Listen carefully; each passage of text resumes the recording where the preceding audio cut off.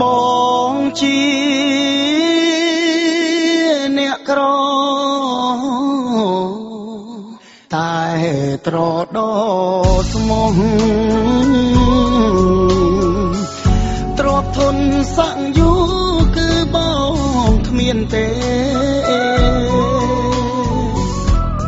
បេះដូងស្មោះមួយហ៊ានថាមិនដែលគិតប្រាលួចលាក់ពីបីតែព្រមលិខិតពិតកំណាចណាស់ព្រោះមនុស្សដែលស្មោះ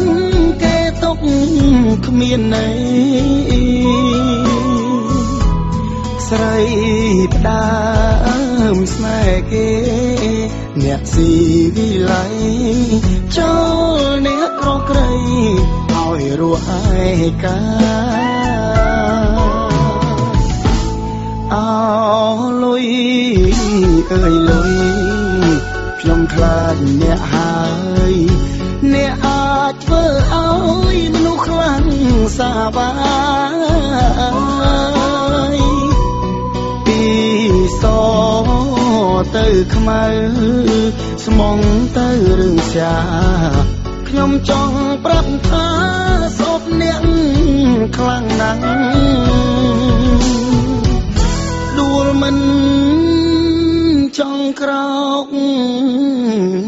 ឈ្ងោកមិនចង់ងើយ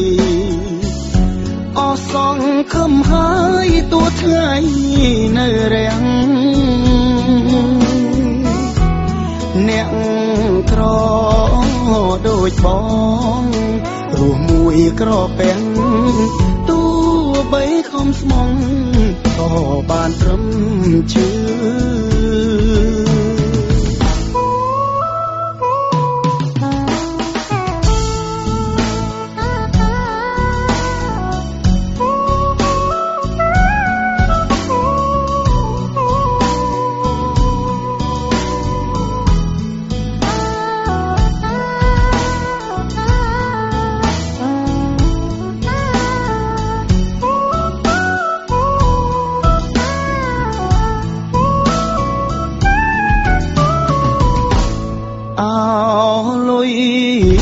អើយលុយ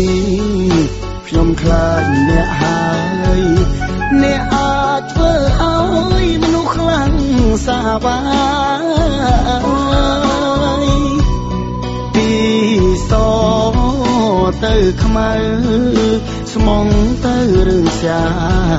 ខ្ញុំចង់ប្រាប់ថាសពអ្នកខ្លាំងណាស់ដួលមិនចង់ក្រោក